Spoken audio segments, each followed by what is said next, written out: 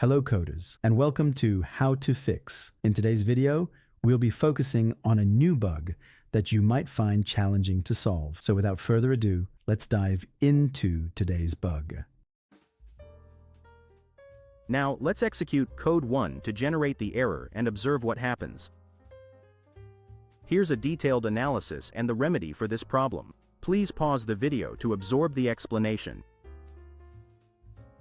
It's time to mend the code and check the produced result.